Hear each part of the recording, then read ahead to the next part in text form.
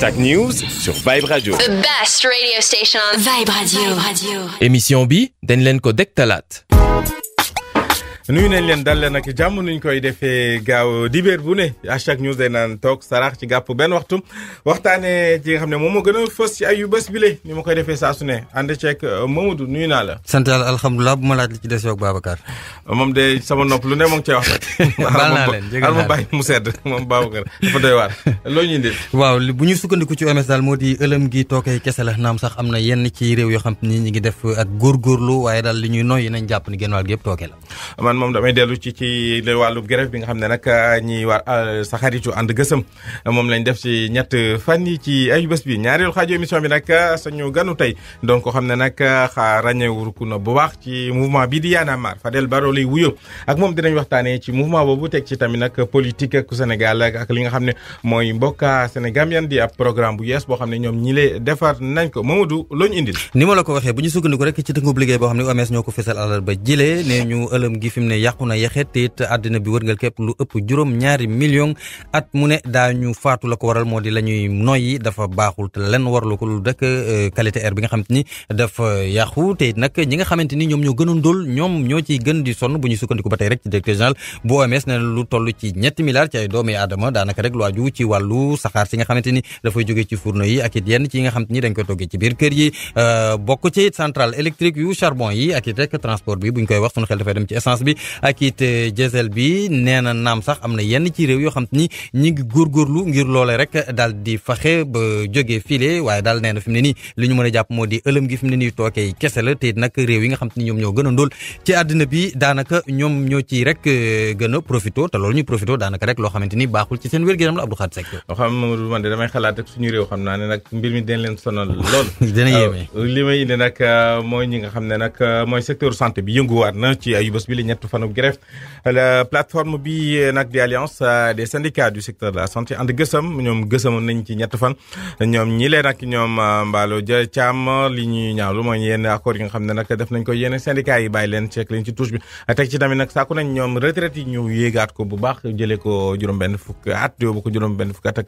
juróom ñu déglu ko moom Mballo Dia Thiam. liñ demoon dem 1er mai ñun UNSAS moo taxoon ñu dem ko te foofu presque centrale yi seen doléance yi lañ doon seet foofu nekkul woon bërëb bu nga xam ne dañ ciy waxtaanee mbir yi nga xam ne moom la ñu waxante gouvernement bi parce que du leet négociation léegi nag jàngalekat yi am nañ accord mais nag ñun bu doon accord bi ci ñu la dépendre am nañ accord mais comme que ñoom ñoo signé woon loo xam ne ne lañ mën nañ ko def te jaadu na te ñoom def ju ko ba léegi ñoom ñoo guddal jël bi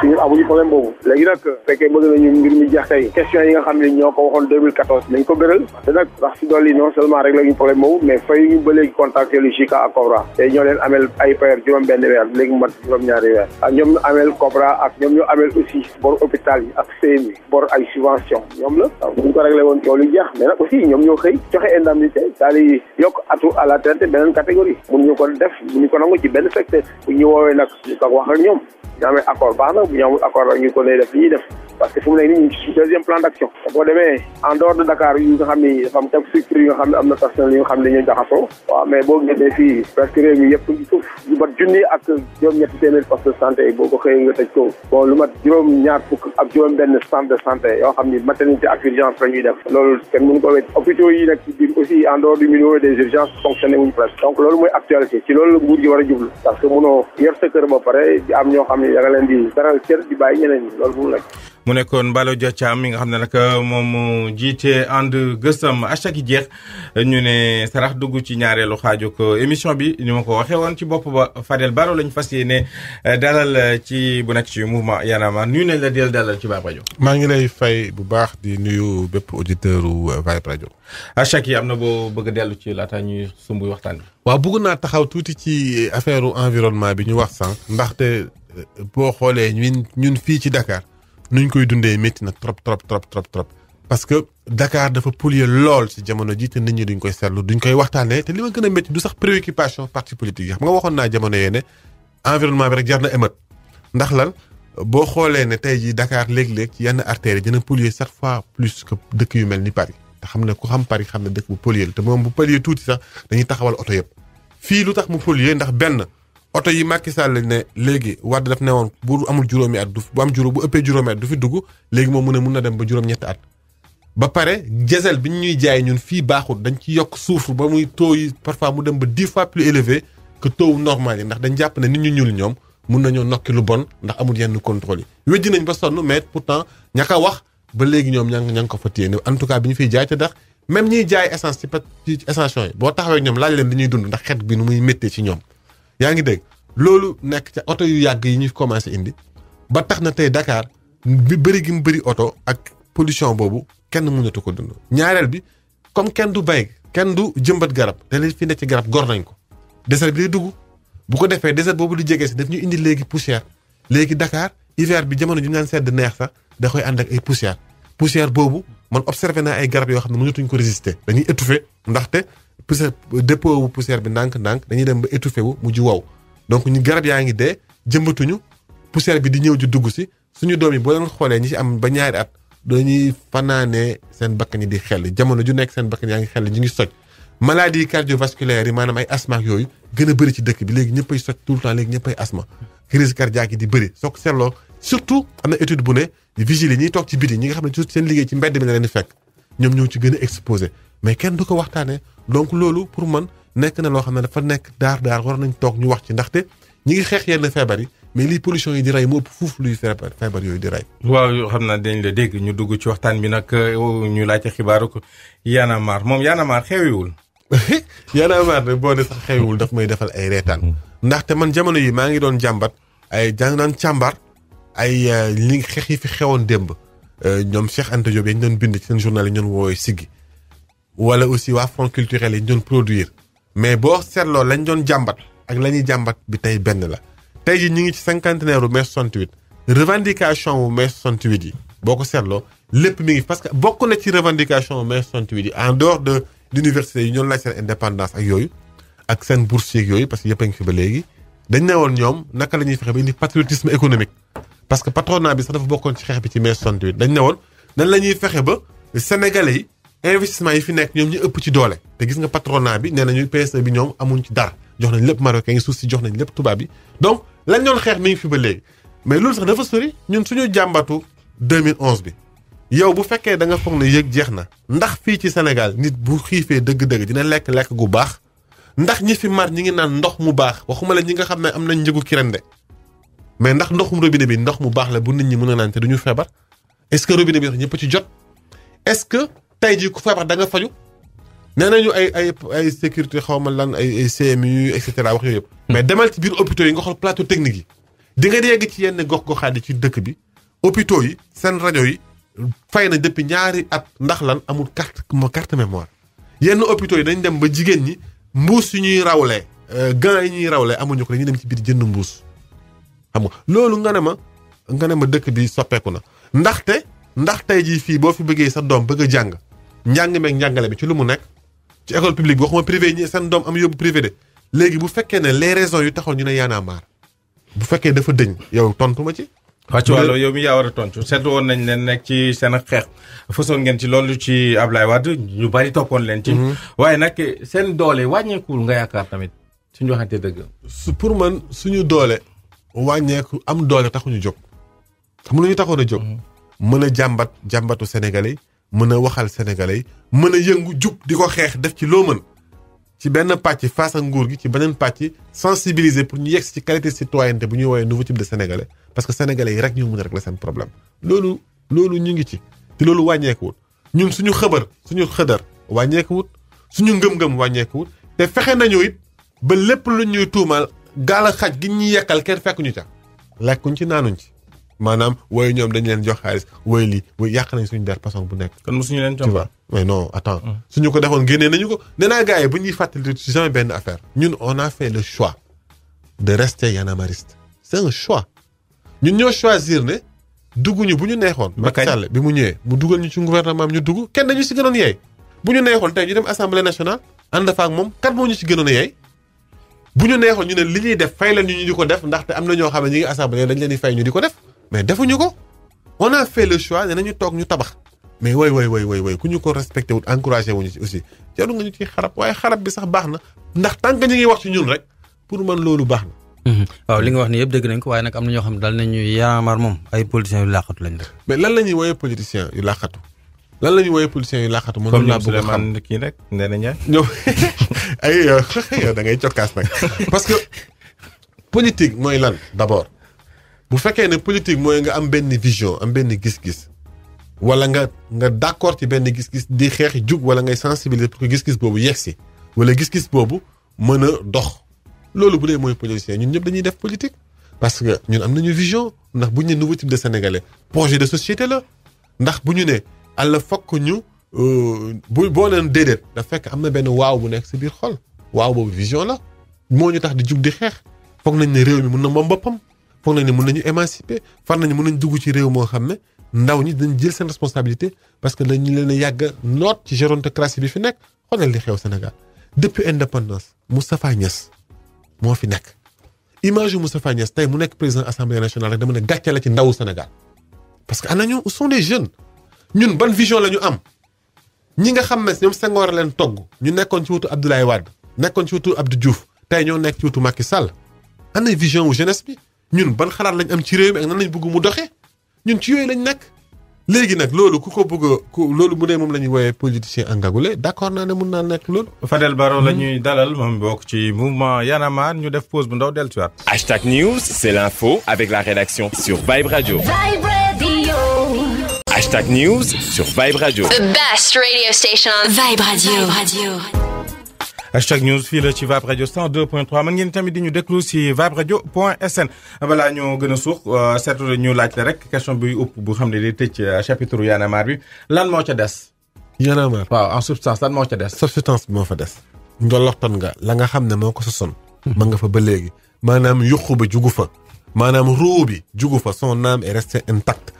te bu leen fàtte mu ko ne Y en a marre musul am sax ay carte de membre. pour lan parce que dañ ne sénégalais yi ñoo ko moom. te sénégalais yi ñooy mobiliser Y en a marre saa bu mu leen soobee. bu ñu ko fàtte mukk on est là le mouvement est là d'ailleurs suba dañuy dugg ci suñu assemblée générale yi pour de 2 jours comme ni ñu koy defee ñaari at yu nekk renouveler ko taxaw xool redresser ko tegaat ko ni ñu ko war a doxalee ñu doxalee ko. tu vois mais na sa xel dal le mouvement est resté entier maintenant ŋàññi gi mi ngi fi xarab bi mi ngi fi am na ñu àndoon ak démb ñi ngi fiy taxaw tey di ñu xàññi di ñu xarab am na ñoo xam ne dañ leen doon xeex démb tey ne nañ ñoom d'accord nañoo ak ñun waaye ñun ñu ngi ca lañ newoon ba léegi jugee wuñ ci. waaw ci wàll boobu gisoon nañ bis bi ñuy voté loi ak parrainage bi woote woon ngeen Sénégal yi génn ñu wenn ci yéen ñu bari sax jot na leen jàpp ci kasum nga yaakaar ne yéen a bravé yoon wala itamit nag seen démocratie moo wan ginnaaw ci Sénégal moo commencé ñàkk ay paax. ñaari tomb laa ci bëgg a wax benn bi mooy que foog ci parrainage bi nit ñi xam ne buñ ci jugee di wax dañu bëgg indi wàllu waa askan wi. waxuñ ci ngir ñun dañoo bëgg a nekk président ndaxte bu ñu neexoon ñu yëfu politiciens yi la bu ñu neexoon ñu ne ñun comme bu amuñ candidat jàppale ñu benn candidat donc suñu yoon newu ci mais dañ ne lan moo ciy wàllu askan wi lan mooy suñu wàllu démocratie ñu ne nañu sàmm li nga xam ne Sénégal moom la am ci jikko yu rafet. parce que bu ñuy wax ne démocratie sénégalaise am na benn ponk bu baax bu ñu ko mën a firndelee dañ naan mooy démocratie waxtaan ba juboo maanaam consensus te dañu seetlu ne loolu dañ ko dàggoon Macky Sall daf ko rompre. dafa indi démarche bu unilatérale te loolu indiwul jàmm ci réew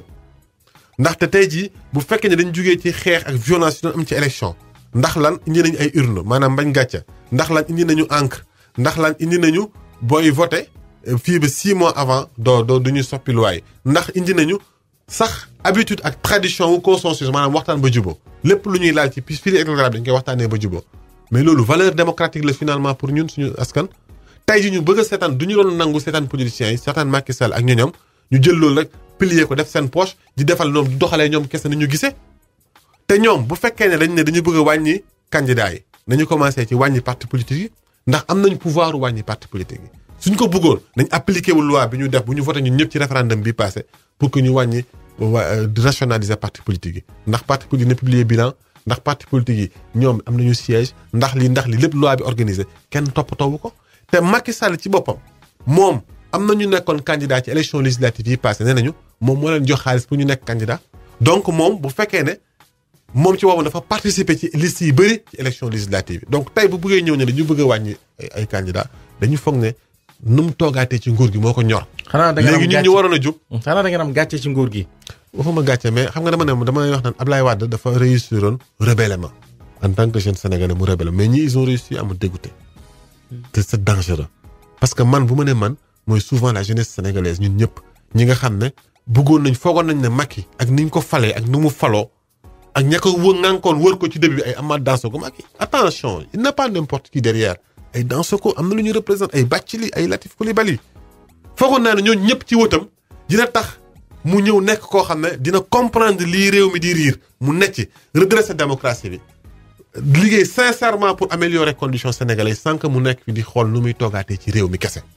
loolu lan lay jur day tax ndaw ñi dañuy dégoûté wu ci politique dañuy naan ñii daal jaruñu ko dañ naan réew mi sax jaru ko sénégalais yi jaruñu ko te Sénégal jaru ko bu ko defee ñuy jël géej gi ak gaal gi wala ñu jël jéeri ji dem Libye ñu leen jàpp jàmm wala ñu dem di radicaliser wu ci ay mouvements yu mel ni Boko Haram. éternel recommencement la si seen même seen xeex. nañu ko li ngeen xeexoon ngeen di xeexaat ba tey même acteurs yi même chose. malheureusement waxuma dara mais da ngay am même politiciens yi da ngay fexe ba jëlee fi ñii bu amee nguur gu bees ñu ñëwaat fekk leen ci biir loolu violence bu extraordinaire la bu ñuy exercer ci peuple sénégalais parce que gis nga jàmbaar Traoré fu mu loo xam ne duñ koy bàyyi xel man Cheikh Anta daf ma ko jàngal daf naan ban image la ñuy am ci suñu réew quelle image on se fait de notre pays mais image ba politiciens yi ñoo ëpp ñu liñ koy tabax te dañuy wan toujours nañu fenn la rambaaj la jaxase la génne naxaate la njuuj njaaj ba jàll la jaay doole la réew moomu nit ñi duñu am envie toog fa liggéey ko ku nekk da ngay xool rek dañ koy jëriñoo réew moom mais duñ ko jëriñ te tey jii ñi fi nekk loolu lañu yooyu moom moo métti mais loolu xeex boobu xam naa ne boo fi jëlee Macky Sall tamit dinañ continuer di ko xeex moo tax contrairement à ce que les gens pensent ñun du suñu xeex bi xam nañu du xeexu benn at du xeexu juróomi at xeexu géeru dund. waaw li ngeen gis dal na seen xel. ci su ngeen xoolee ba ngeen tàmbalee xeex bi léegi. waaw am na loo xam ne toujours moo ñuy rassuré. xam nga mu lan li lay rassuré li tax malgré tout jafe-jafe yëpp doo bàyyi ngay jàpp. parce que dafa am lu lay rassuré xam nga ñu dalal sa xel boo xoolee tey ji sénégalais yi kat avant 2011 2018 bu jamono 2010 courant ji nga doon coupé fukki waxtu yoonu kenn new ci xam nga lu ñu doon wax mbiru yàlla la bu ñëwee sax ñu ne alhamdulilah yàlla tàcc que ñu jaayee parce que demoon nañu amuñ woon yaakaar ne seen jóg ñoom mun na tax courant bi dellu si. waaw kon nag yéen. mais tey jii. bu courant coupé fukki minutes sax di nga gis ne ministre bi dina dem joxe ji ay explication ndax askan bi dootuñu leen ko mayati. parce que loolu satisfaction la gis naa ne léegi sama askan commencé nañ di xam ne ñoom courant ñu mun nañ ko may seen bopp te nag loolu benn la ëllëg leneen dina ñëw. waaw kon gannaaw da nga ni dañ doon wax alhamdulilah kon nag yéen keroog it 19 avril bi gars yi génnulee. moo na ngeen wax alhamdulilah moo gën kenn ci yéen di xarab sénégalais. naan loolu wax boobu noonu kilifa bi mu ko waxee ëlbatiku na jéggalu ñun ñëpp on a jéggalu nañ ci turu mouvement bi regretté propos yi ndaxte da nga wax ci waxu xol bu jeex. daf ko wax ba mu koy wax ci suba teel la xamagul woon sax ne parce que lu man le 19 avril j'étais très satisfait de la mobilisation des sénégalais malgré que dañoo téye car rapide bus yi benn dawut malgré que lu ñu mobiliser ci ay dañu sax ñàkk respecté droit de l'homme mu ngi commencé ci police di la jàpp nekk civil te présenté wul dañ jël ay plus de policiers ñu nekk en civil ñu nekk ci biir nit ñi ku génn ñu ne ràpp jàpp suñu ndaw yu dóor yu métti ci biir kaso yi toroxal leen ñun sax buñ ñu jéemee chef def lu nekk pour toroxal ñu yàlla suturaal ñu génn wax ci bit naan dañoo daw te sax gisuñ ñu fi ñuy wax ne lañ nekkoon newuñu fa woon jéem a tilimal suñu der bi naan woy dañoo daw loolu yëpp pour lan parce que pour man Sénégal jar na ko kilifa li mu wax nag regretté na ko jéggalu na ci mais du ma nangu it ñu jël ne woy kilifa dafa nii dafa naa yaanaa ma désormais ñu teg la oui mais tooñ la waru ko wax danga ko nangu nañ ko wante it da ngay jàpp ne xolam suba teel waxu suba teel la woon ba mu koy wax 10 heures sax bu ko gisee dina xam ne nit ñi génn nañu tu vois mais wax xol la tu vois ci wàllu ñu avancé wax ci xolama jeexoon na xam nga il faut le parler ñu avancé jégal lañ ko baal jégal nañ ko ñu avancé dem ci mbokka Sénégambien nekk ab programme bu yes boo xam ne day jéem a boole ñaari réew yi muy Sénégal ak Gambie jàppoon ne également wàllub cliché ngeen di dugal ndax suñuy tooñ suñu mbokk Gambien sax dañu naan mbokka mais da ñooñu leen ñu tooñ xam nga en fait lii sax bokk na ci mbokkaa bi ndax dañu xeex ñàkk xam dañu xamante wut suñu biir gis nga boo gisee sax racisme yi souvent doomu ñàkk xam la foo fekk rejet de l'autre rek ñàkk xam moo ko waral mbokkaa du terme péjoratif ci Gambien yi au contraire ñoom mënuñu wax mbokkaa la ñuy wax ndax lan accent anglophone bi dem na ba xaw ñu séparé ñun loolu moo waral ñoom ñuy wax mbokkaa donc ñoom même ñun bu ñu doon programme bi mbokk boo fa demee ñoom mbokkaa la ñuy wax donc ñun tamit dañ koy delloo rek c'est pas méchant entre nous au contraire dañ jël accent au minorité bi imposer ko majorité parce que sénégalais yi ñoo ñooy majorité ñoo leen gën a bëri donc ñun dañ ko imposer suñu bopp pour wane ne accepté nañu leen di ngeen di waxee accepté nañu ko moo tax ñu fekk si leen ci donc loolu pour lan parce que Sénégal ak Gambie li ko dal dafa dal réew yu bëri ci biir Afrique maanaam réew moo xam ne ñoo bokk benn cosaan bokk benn aada bokk benn ngëm-ngëm muy seeni diine tubaab bi dafa ñëw xaajale leen xam nga loolu mooy drame colonisation man dama jàpp ne ñun suñu responsabilité en tant que jeunesse africaine man sax léegi nekk tuma jeune pas là en tant que africain simplement de cette génération là c'est de reconstruire c'est de réconcilier dañu war a booloo dañu war a àndandoo dañu war a dindi loolu noonu tubaab bi tegoon ñu te loolu mi ngi commencé ci nga bay sa wewu tànk Cheikh Anta Diop ko wax au lieu que ñu doon panafricain woyaa wooy nañu dajale Afrique nañu dajale ñun ak Gambie benn lañu suñu état yi bu ñu différent yi nañu fexe ba ñun askan wi ñun peuple yi bu ñu kenn jaxase loolu rek ci lañ nekk mbokkaa bi loolu rek moo ko undu nañu fexe ba Sénégal ak Gambie Sénégalais yi ak Gambiens yi. et nan ngeen ko nama defee. projet échange culturel la maanaam dañuy wéccoo di xool li nga xam ne lañ bokk ñu fësal ko ñu fi ñëw ñuy waxtaan ñu fay dem ñuy waxtaan bugg nañ à terme dama am ay centre culturel gambien fii ci Sénégal yaay jóge na fa de. xam nga mel na ni yaay jóge na fa de. waaw mais loolu moo tax aussi li ngeen fa ñeme del nii. mais oui sant yàlla bu baax parce que Yaya Jammeh dafa nootoon Sénégalais yi noot Gambiens yi parce que damay wax ne Yaya Jammeh du woon problème mu Sénégal ak Gambie mais problème Yaya Jammeh c'était le seul moom moo amoon problème ak Sénégalais amoon problème ak Gambiens yi yàlla def na ni jugee na fi tey jii kon danañ ci profito mën a waxtaan def suñuy projet culturel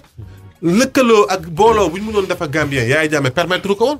tey jugee na fi sant yàlla la xeex nañ ko ñun xeex nañu ko dugg ci ay gardam door ko ay arrêt mu reculer bugg ñu jaay doole CEDEAO ñëw jaay ko doole mu jugee fa sant yàlla la mais attends sa waay Traoré lan moo gën a neex satisfaction en tant que sec excuse-moi ma loolu ma lay wax tra baa jële moo tu vois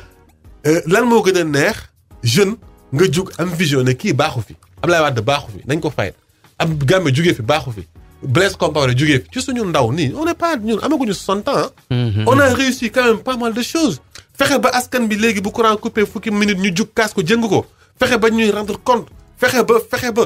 seen loi wu 19 avril bi bu jàlloon te tiga tojut kon noonu ñu xam ne Sénégal du Sénégal kon nekkatuñu ay sénégalais mais jug nañu xeex ñu génne mobiliser seen police yëpp teg ko ci suñu kaw jaay ñu doole pour jàllale ko nga ca ngalaama askan boobu. ok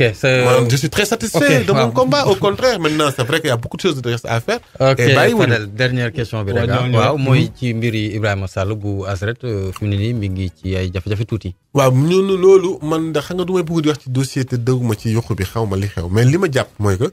Ibrahima Sall moomu ñun amaloon nañu njëriñ torop parce que moo ñu doon xibaaral li xew ci kaso yi xam nga mi ngi ko doon def liggéey bu mucc ayib. tey jii jàpp nañ ko liñ ci jot a rus as tuut rek maa ngi gis communiqué wu bu Amnesty bi mi ngi naan parce que policiers yi dañ koy laaj fan ngay jëlee sa xibaar yi xam nga te gisoon nañu waa pénitence ñu ngi ko doon jiñ xëy na dañ ko bëgg a nasaxal xëy na dañ ko bëgg a xoqatal dañ ko bëgg a intimider mais duñu ko nangu on est très solidaire avec lui jàppal nañ ko dañ ko jàppale ni ñu ko mën a jàppee mais duñu nangu aussi ñu jaay ko doole nasaxal ko parce que dafa am liggéey bu am solo bi muy def parce que am na njëriñ ci réew mi. ñu ngi Fadel ñu ngi lay gërëm si ñëw bi nga ñëw fii Vibe Radio. man maa leen di gërëmaat beneen yoon. fii la nag li nga xam ne moom mooy hashtag News Jam ñu ànd ceeg Babacar yow mi xaritu Mamadou yi tamit ñu ngi woon ci biir ñu jox la di daje dibéer bi ñu dëkkmal incha allah. Hashtag News, c'est l'info avec la rédaction sur Vibe Radio. Vibe